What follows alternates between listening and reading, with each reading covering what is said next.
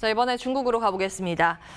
투자 전략까지 좀 세워볼 텐데 차이나 인사이트 중국 투자 10년 경력의 중국 통이세요. 비전 크리에이터 정주영 대표와 함께합니다. 안녕하세요, 대표님. 네, 반갑습니다. 예, 처음 뵙겠습니다. 잘 부탁드릴게요. 지금 일단 미중 무역 회담은 지연이 됐는데 미국이 중국 기업 때리기는 계속 나오고 있잖아요. 범위도 조금 확산되는 그런 모양새거든요. 무섭죠. 그런데 뉴욕 증시에 상장을 하는, 그러니까 새롭게 입성을 하는 중국 기업들의 분위기가 좀 놀라울 정도로 역대급이에요. 주목을 받고 있는 상황을 이거 어떻게 해석을 해야 되는지도 궁금하고 일단 먼저 이게 전기차 업체의 입성이 정말 흥행에 성공을 했거든요. 이 부분부터 짚어주시죠. 어떻게 보면 줄줄인데 예, 지금 사실 2018년도에 리오라는 텐센트 계열의 전기차 회사가 상장해서 최근 한 몇 개월 동안 한 4~5배 주가가 올랐어요. 근데 그 이후에 지금 지난번 방송에서도 말씀드렸던 리오토, 중국말로는 리샹, 이상적인 어떤 그런 의미인데 이상을 중국어로 리샹. 리샹 오토가 이제 상장을 하고 나서 상장 당일날 50% 이상 공모가 대비 상승을 했거든요. 근데 이제 다다음 주 정도 되면은 한 2~3주 안에 알리바바 계열의 샤오펑이라는 샤오펑이라는 기업이 또 상장 예정이 돼 있습니다. 그래서 공모 신고서까지 지금 다 제출이 완료됐고 이제 청약하고 수요 예측 이런 과정이 남아 있는데 제 생각엔 이 회사도 충분히 공모가 대비 상승 마감할 가능성이 상당히 높습니다.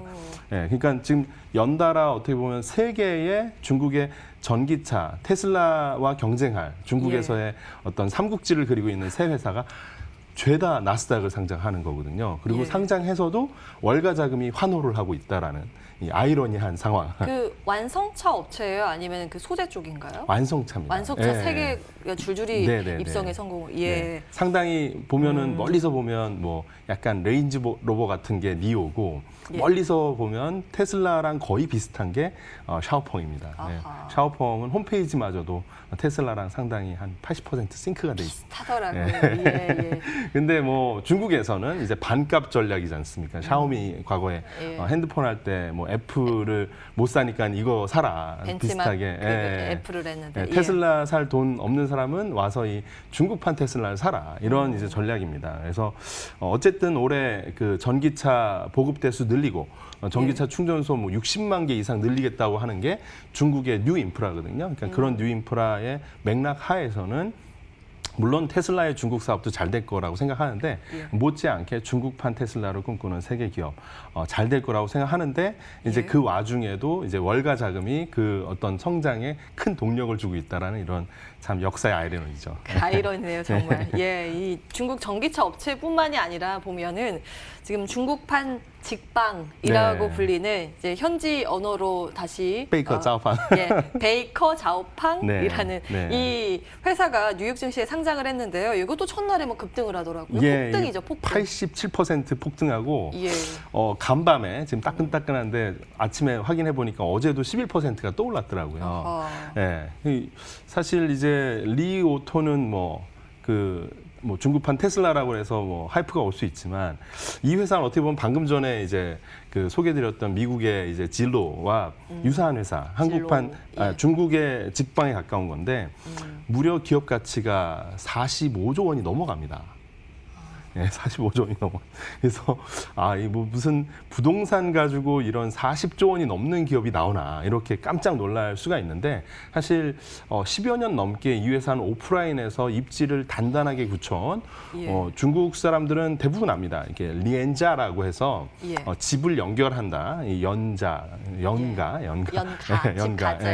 집을 연결한다 해서 리엔자인데 이 리엔자는 웬만한 도시 가면 오프라인 부동산 업계를 완전 장악한 넘버원 업체인데 문제는 이 회사가 모바일화 하는데 성공한 거라는. 그래서 집 알아보는 것을 앱으로 완전히 이제 하게 만든 게 지난 3~4년간의 변화인데 오프라인의 1등이 온라인의 1등이 돼버린 게 베이커 자오팡이라고 볼 수 있습니다. 그래서 지금은 어느 수준이 됐냐면 중국 전역에 2억 개 이상의 어떤 그 매물이 등록돼 있습니다. 그래서 웬만한 집들은 다 여기에 들어가 있다고 보시면 될 것 같고, 그리고 4천만 명 이상이 매월 쓰고 있습니다. 네, 그리고 부동산 계약도 다 여기서 이루어지고 있고요. 그러니까 이런 변화를 어떻게 보면은 그 만들어 나가는 그 소비자들의 습관을 모바일로 변화시키는 것이 단지 위챗이나 알리바바에 머무는 것이 아니라 이렇게 오프라인의 어떤 상징적인 부동산 업계에도 이미 다 침투해 있다, 이렇게 보시면 될 것 같습니다. 이게 참 정말 아이러니라고밖에 볼 수 없는 게 지금 미국과 중국의 갈등의 골이 좀 깊어지는 모양새이잖아요. 일단은 미국이 제재 쪽으로 하는 게 1차적으로 기업 쪽을 제재하고 있고 이제 미 증시에서 방 빼라 뭐 이런 기조로 나가고 있는 이런 상황에서도 또 중국의 새집 살림 들어오고 있어요. 그러니까 새집 살림 들어오고 있는 이런 상황은 또 어떻게 우리가 바라봐야 되는 것인지. 근데 그리고 또 트럼프 대통령 말하고는 전혀 다르게 월가 자금들은 여기에 또 뭐 시초가 80% 플러스 막 이런 어떤 기여물토하게 만들어주니까 이제 사실 트럼프 대통령도 좀 뻘쭘할 것 같습니다. 새집에 지금 월가 자금이 들어가고 있는 상황이거든요. 그 이유는 어디에 있다고 보세요? 사실 이제 과거부터도 샤오미도 그렇고 중국의 혁신적인 또 어떤 그 새로운 기업들이 막 성장할 때 보면 대부분 뒤에 보면 월가 자금이 들어가 있습니다. 아하, 그래서 항상 중국의 창업가들도 거대한 글로벌 시장 하면은 나스닥 상장을 꿈꾸거든요.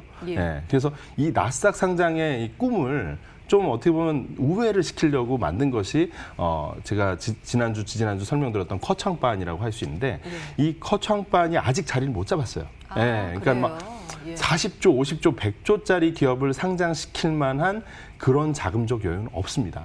시장 규모 자체가 이제 안정적이지 못하다는 말씀이세요. 아직은 개인 투자자 위주로 돼 있고 그러다 보니까 변동성이 뭐 너무 그 지나치기 때문에 창업가들한테는 그렇게 베스트 옵션 아닌 거예요. 그러면은 전 세계적인 어떤 혁신을 만들어 나가는 이런 베이커 짜오팡이라고 하면은 이 부동산 중개 온라인으로 하는 거에서는 세계 1위 기업인데 이런 기업 입장에서는 나스닥에 가서 본진에서 제대로 된 글로벌 자금의 어떤 그 서포트를 받겠다. 이런 맥락도 크고 그리고 이런 어떤 그 글로벌 유니콘에 속하는 기업들은 소프트뱅크나 텐센트나 어떻게 보면 상장 전에도 투자를 엄청나게 많이 받습니다. 근데 텐센트가 투자한 이중대, 텐센트의 어떤 그 생태계 안에 있는 기업들은 대부분 다 나스닥을 가고 있습니다. 추세예요. 근데 이건 전 두 가지로 생각하는데 첫 번째는 텐센트는 글로벌한 오퍼레이션을 상당히 중요시 여긴다. 그래서 나스닥 상장 준비하는 과정에서 자연스럽게 회계나 어떤 재무 관리나 내부 통제나 이런 것들이 훨씬 글로벌 수준에 올라오기 때문에 그런 것을 염두에 둔 게 아닌가. 그리고 두 번째는 아무래도 좀 전에 말씀드린 것처럼 자본의 크기가 큰 곳에 가는 것이 시가총액 형성에 유리한 부분이 있죠. 뭐니 해도 나스닥이 기업 가치 평가가 세계에서 가장 좋잖아요. 그래서 이것도 아이러니한 겁니다. 중국 최대 플랫폼 기업인 텐센트가 나스닥을 선호해요. 홍콩이나 커창반이 아니라 나스닥을 선호하고 있습니다. 그리고 또 다른 공통점은 뭐냐면 지금 소프트뱅크가 중국에 투자한 거는 대부분 지금 성공하고 있습니다. 우버나 뭐 위워크나 미국에서는 사실 이렇게 재미는 못 봤는데 말씀드렸던 이 베이커 짜오팡의 주요 주주도 소프트뱅크예요. 그래서 소프트뱅크가 투자한 중국의 유니콘 기업들이 얼마나 또 좋은 실적을 내는지 지켜보는 것도 새로운 관전 포인트일 것 같고 이후에 아마 예고되고 있는 지금 이 프로퍼티, 이 부동산 쪽에 있어서의 유니콘 기업이라고 하면은 또 쯔룸이라고 있는데 여기가 이제 베이커 짜오팡이 그 중개를 온라인으로 했다고 하면 쯔룸은 아예 그냥 통으로 빌딩을 사버립니다. 빌딩을 사서 레노베이션 해가지고 청소, 입주 다 도와주고 그 자기네들이 이제 시행해서 다 갖고 논 그 방들을 원룸을 직접 온라인에서 렌트를 줘버립니다. 먼슬리로 이렇게 월간으로. 일종의 디벨로퍼인데 온라인 모바일 베이스죠. 새로운 텍트라는 개념을 딱 가미를 했네요. 그래서 지금 북경이나 상하이 가보면 нап주름 간판이 달려 있는 이런 오피스텔 빌딩들이 많이 올라와 있습니다. 예. 근데 온라인으로 모든 것이 거래가 대부분 되고 이 안에 들락날락하는 그 이사 가구 하는 서비스도 모바일로 다 할 수 있고 그래서 상당히 이런 부분에도 사실 똑같이 텐센트와 소프트뱅크가 주요 주주거든요. 예. 그러니까 이 조합을 한번 앞으로 지켜보시는 것도 재밌는 관전 포인트일 것 같아요. 예. 근데 이제 미국에서 틱톡이나 위챗은 퇴출 수순이잖아요. 이런 현상들의 영향은 없을까요? 근데 뭐 계속 말씀드리지만 사실 유대 자본과 중국의 어떤 그 상의는 역사를 불문하고 어떤 상황을 불문하고 항상 어깨거리하고 함께 가는 것 같아요. 그래서 아무리 외교와 정치와 이런 것들이 이래도 돈이 된다고 하면 유대 자본은 돈 되는 곳은 어디든 가는 것 같고 예, 그러다 보니까 성장성을 무시할 수 없는 중국의 이런 유니콘 기업들에는 계속 돈이 몰리는 것 같아요. 예. 그런 이유로 또 이제 중국 시장보다는 미국 시장 상장을 선호하고 있는 네. 중국의 스타트업 기업들 이제 네. 투자를 조금 더 원활하게 받기, 이제 투자 자금 유치를 네. 위한 그런 선택이 나타나고 있는데 그런데 또 한편으로는 중국에서 또 애국주의 마케팅에 주목을 받고 있다면서요? 네, 참 흥미로운 건데, 그러니까 미중 그 무역 갈등으로 인해서 가장 수혜받는 종목 중에 하나가 중국의 로컬 화장품 업체들입니다. 예. 왜냐하면 이제 여성들이 사실 빈번하게 뭐 큰 돈 안 들이고 이렇게 자신이 이제 충성스러운 브랜드에 이렇게 소비를 하는 게 화장품 많이 소비하잖아요. 근데 과거에는 뭐 로레알도 인기 있고 뭐 미국의 뭐 유럽의 이런 유명 브랜드들이 인기가 많았습니다. 그리고 한국의 아모레퍼시픽도 잘 되고 했는데 최근 한 1, 2년 사이에 보면은 급격하게 중국의 여성들이 품질이 한 7, 8할 정도만 돼도 중국 로컬 브랜드를 구매해 주는 게 이게 애국이다. 이런 생각을 많이 하는 것 같아요.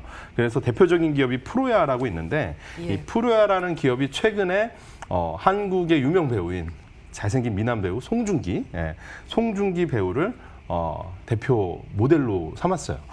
그러니까 중국 사람들이 느끼기에 이게 프로야가 약간 한국 브랜드스러운 그런 느낌이 드는 거죠. 그래서 제가 생각할 때는 앞으로 이 중국 로컬 브랜드의 약간 짝퉁 한국 브랜드 느낌의 마케팅 그리고 이제 본질은 좋은 이야기로 해서 카피캣이라고 하죠. 네. 요즘에. 애국주의 마케팅에 또 기대서 국산 제품 애용하자 약간 이런 컨셉의 마케팅을 동시 진행할 것으로 보이고 그런 측면에서 프로야의 주가 전망은 과거부터 좋다고 말씀을 드려왔는데 최근에도 주가가 뭐 그냥 수직 상승하고 있습니다. 그렇군요. 중국 내에서 또 자국 브랜드 선호 현상이 화장품 섹터에서도 나타나고 있다는 점은 조금 신경 쓰이네요. 한번 봐야 되겠고요. 자, 투자 전략에 대해서 조언을 조금 구체적으로 주신다면요. 지금 그 중국에 대한 그 생각이 다양하실 것 같아요. 뭐 최근 뭐 중국 로컬 그 거래소의 어떤 주가가 많이 오르고 인덱스가 많이 올라서 너무 뭐 부담돼서 고점 아니냐 이런 생각하실 수 있는데 제가 바라볼 때는 오히려 시선을 나스닥, 홍콩 이렇게 인민폐가 아닌 달러나 홍콩 달러로 거래되는 이런 증권거래소에 상장돼 있는 텐센트 계열이나 아니면 이런 말씀드린 내수 소비재 위주의 어떤 1등주 선택을 하신다면은 향후에 뭐 중국에서 지금 내수 부양책으로 또 7천억 인민폐 지금 추가로 돈을 푼다고 밤사이 또 나왔는데 그게 또 나스닥 주가를 왕창 올렸잖아요. 그래서 제 생각에 오늘이나 내일도 계속 이제 중국이나 홍콩의 인덱스 괜찮을 것 같은데 근본적으로는 중국의 소비 수준이 아직도 많이 낮습니다. 그리고 중국의 3선, 4선, 5선 도시 그리고 중국의 인터넷의 어떤 혁신은 계속 더 될 것 같거든요. 그래서 관심의 영역을 민간 기업 그리고 홍콩 나스닥 상장돼 있는 주식 위주로 한번 다시 봐보시면 그래도 괜찮은 옥석가리가 가능할 것 같습니다. 차이나인사이트 비전 크리에이터 정주용 대표와 함께 이야기 나눠봤고요. 굿모닝 530 글로벌 2부도 여기에서 정리하도록 하겠습니다. 저는 잠시 후에 개장 상황 그때 돌아오겠습니다. 잠시 후에 뵙겠습니다.